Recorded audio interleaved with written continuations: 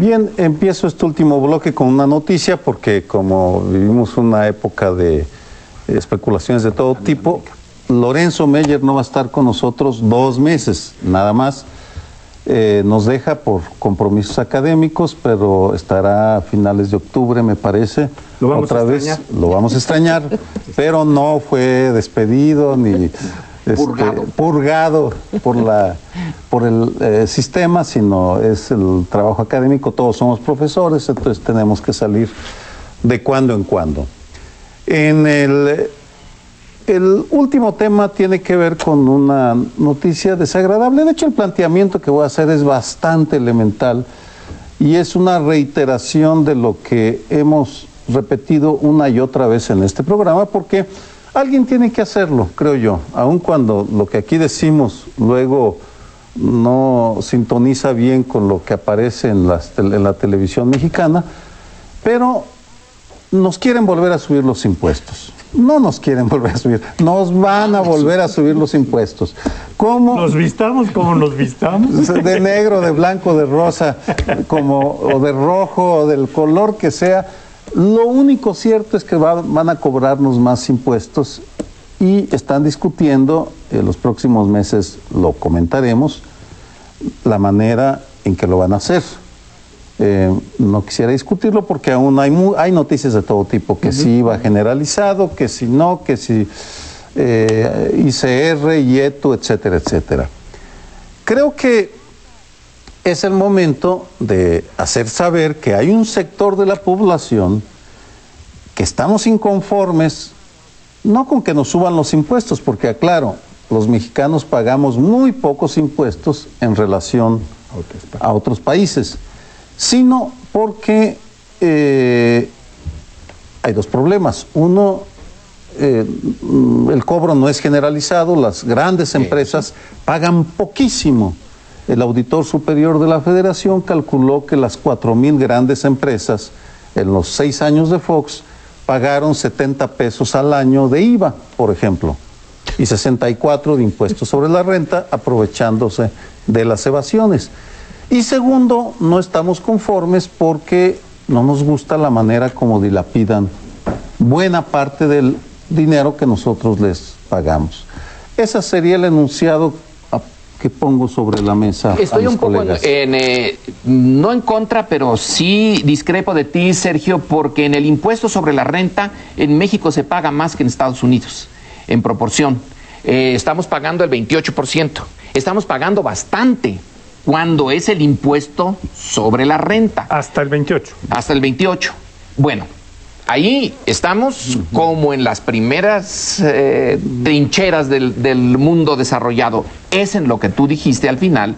Las grandes empresas, esas sí tienen una forma de evadirlo, y el enorme mundo de la economía informal, que pagan, pero pagan a los líderes, pagan a los que los extorsionan, pagan a quien les da derecho de piso, y han de pagar bastante, no pagan al fisco.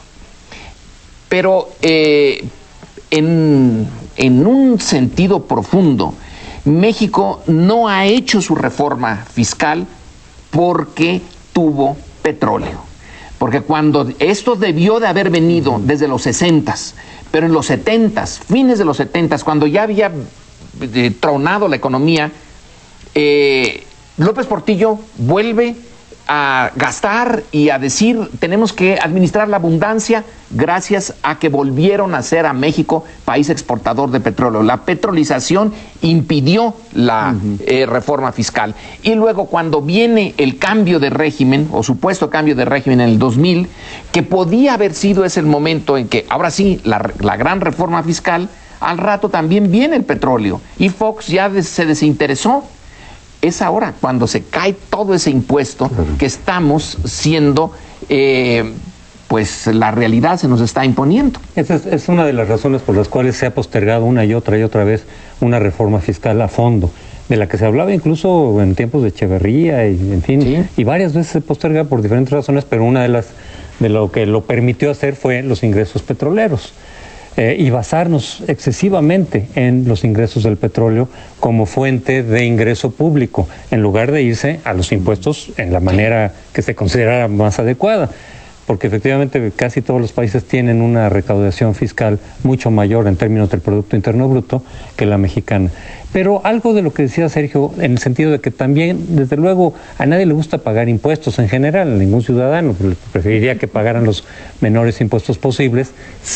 Sin embargo, si tú les ves la utilidad, si tú ves que efectivamente se aplican para lo que van, si eventualmente te puedes beneficiar de eso, como sucede en los países escandinavos, donde pagas muchísimos de impuestos, la recaudación es enorme, está por más allá del 40% del Producto Interno Bruto, pero sabes que tienes una serie de prebendas y de privilegios, no privilegios, perdón, es decir, de derechos, de servicios por parte del Estado, porque todo el mundo los tiene, cuando están embarazadas las mujeres, seguros de desempleo cuando ocurre, en fin, de médicos de buen nivel.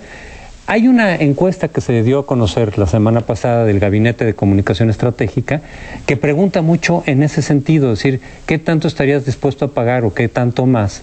Y de diversas modalidades, si supieras que efectivamente se iba a aplicar para los programas sociales, educación, seguridad, etcétera. Y hay muchísima gente que dice, si yo tuviera la certeza o un buen grado de probabilidad, por lo menos, incluso pagarían IVA, no al 15%, IVA a medicinas y alimentos, no al 15%, pero sí al 5 o 6%, dirían, sí, si yo supiera que desde luego los sectores más pobres estarían en aprietos, si no hubiera una compensación adecuada para el IVA a medicinas y alimentos. Pero efectivamente los que más dejan de pagar impuestos por una tasa cero a alimentos y medicinas son los más ricos, los que más consumen. Pero muchísima gente estaría dispuesta a que se cobrara también, es decir, que se tasara el consumo, siempre y cuando supieras que efectivamente esos recursos se iban a salud, a educación, a combate a la pobreza. México está cobrando está obteniendo alrededor del 12% del Producto Interno Bruto de captación. Si le descontamos, decía este estudio, el 2% que viene por los excedentes petroleros, porque este año último fueron bastante más bajos que años anteriores, nos vamos a quedar con una fiscalidad del 10%. Casi todos los países, sobre todo los importantes de América Latina, Argentina, Brasil, Chile, están cobrando por lo menos el doble o más del doble, 22, 24%. Entonces, estamos ante una situación verdaderamente dramática. Y además, esa fiscalidad que ya es baja, es decir, ese cobro que ya es bajo, está siendo reducido. Hemos estado teniendo reportes de que un 8% en el último trimestre ha reducido la captación de impuestos, derechos, etcétera, por parte del Estado. Pero no nos debiéramos ir por este asunto tan focalizado del pago de impuestos del IVA a alimentos y medicinas. Ese es un tema. Pero no creo que tenga que ser el tema principal. Yo creo que el tema principal está en los regímenes de excepción que tienen un conjunto de causantes que no lo causan porque les han dado una excepción para que... Pues se las ha dado el Estado. Bueno, eso hay que recogerlo. Bien, en el primer bloque, Francisco José Paoli Bolio hizo una propuesta para que todos estuvimos de acuerdo, algunos la vemos con escepticismo, no porque no sea buena, sino porque difícilmente lo va a hacer, de que el presidente responda a las preguntas por escrito que que recibirá yendo a la Cámara de Diputados, o al Congreso, más bien, porque no es la Cámara de Diputados, sería el Congreso General. En ese sentido me parece una muy buena idea. Creo que yo me atrevo a hacer una propuesta adicional. Para gran enojo de los senadores, los únicos que están facultados para aprobar la ley de ingresos y egresos son los diputados. Pero la de ingresos la aprueban los dos. Perdón, tienes razón. La de egresos... el presupuesto de egresos, solo la Cámara de Diputados. Sí. Los diputados aprobarán en los próximos meses la forma como se va a gastar el dinero.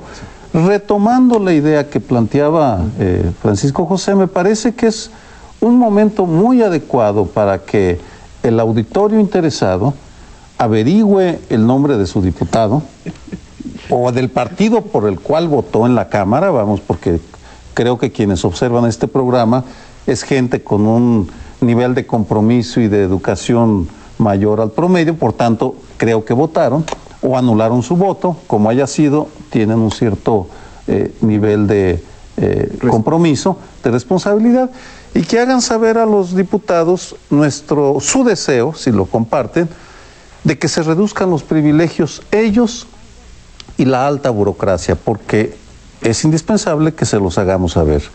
Y con esto, pues, cerramos este programa. Muy buenas noches, hasta el próximo lunes.